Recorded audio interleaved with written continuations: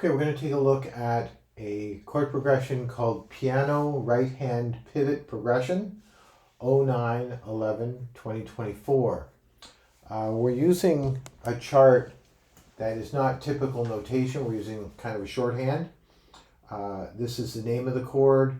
This is what happens in the left hand. This would be middle C. And this is E, G, and C above that middle C in the right hand. So this column for LH for left hand, RH for right hand, and then time elapses down this way. Each chord will get a full bar, and let's take a look at what it's all about. So in the left hand, we have C octaves. So this is middle C here on my piano. So that's the C below it with the baby finger. And we're basically going to walk down this progression playing C's in the octaves, down to B's in the octaves, down to A's in the octaves, down to G's, down to an F octave, E octave, back up to F, and then up to G. So it's really good training for working down a scale line octave-wise. Other than going back up to F and G, it could continue down to C. I didn't write the progression like that, but that could happen. And so the right hand, as with the title, right hand pivot progression, is really where this composition gets its personality from. This is a pivot point, and here's how the pivot point works. We have in the right hand E, G, and C. Middle C being here, E above that, G above that, and C above that. So how the pivot works is that in the first chord with C, we have E, G, and C. And then G stays the same as we pivot the thumb and baby finger down to D and B. So this becomes D, B, and G. And then for the third chord, the A minor seventh, we pivot back up to E, G, and C. For the fourth chord, the G chord, we pivot back down to D, G, and B. So the G stays the same through the whole thing. We're just moving around that.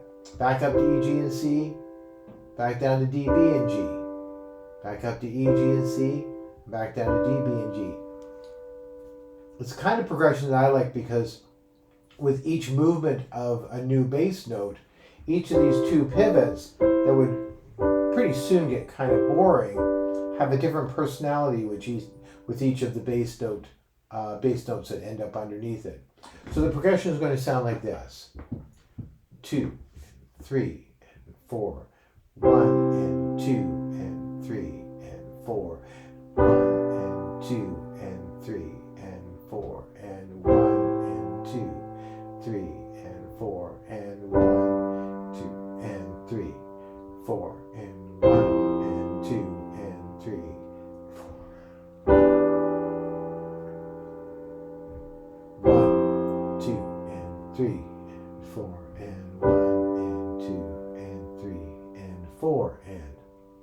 Okay, so just like with any other progression that we look at, we always want to add some element to it to make it even more musical. And I think the element that makes this more musical is the idea of having the chord played as a solid chord and then arpeggiated after that.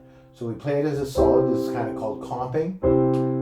This kind of playing is called comping, when you play all the notes at once, and then we'll create an arpeggio by playing the notes one at a time. In this particular arpeggio, we're going to play from the bottom up. So we're going to play that C, the E, the G, and the C. And now all we have to do is establish what kind of time is going to elapse, how we're going to divide these notes into the count.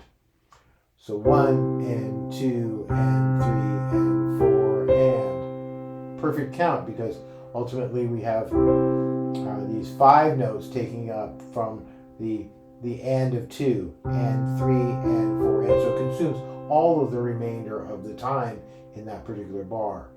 So 1 and 2 and 3 and 4 and. If I count in, we'll start the progression. We're going to apply that to each of the different chords through the progression, working our way down.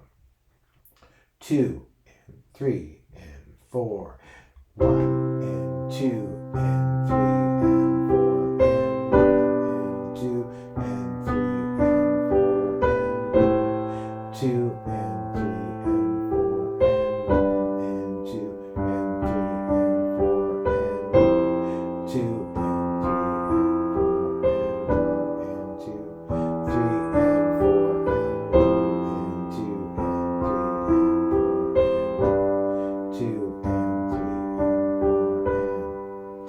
could make a very nice progression for accompanying a singer, playing as a background to a track. There's a bunch of things you could use that progression for.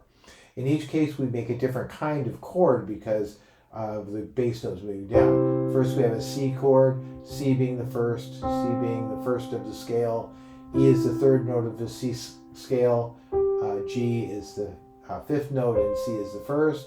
Then we switch to this second chord.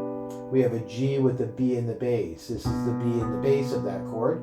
We have a D, a G, and a B, which are the three notes in a triad of G. They're just in what we call an inversion. So normally we'd have G, B, and D all in order. What we've done is taken this D, flipped it down to the bottom. D, G, and B. Then we end up with A minor 7, A and A. A is the first, A is another first. E is the A, B, C, D, E, the fifth of the chord. G is the seventh chord. A, B, C, D, E, F, G, 7. And then we, of course, have C, which is the third of the chord. And then we have an F major 9.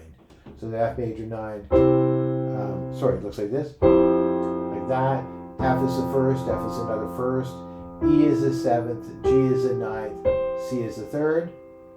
And then E minor 7, E is the first, E is another first of the scale. D is the seventh, G is the third, and B is the fifth. And then back up to an F major 9, which we've already spelled out. And then a G chord, which we've already spelled out earlier as well. So that's the chemistry of those chords in terms of like the position that each of those notes would have in the scale of that chord, and then what the name of that chord is. And then you can mix and match, so they don't have to be in order. That progression just happens to have them in that order. So go and enjoy.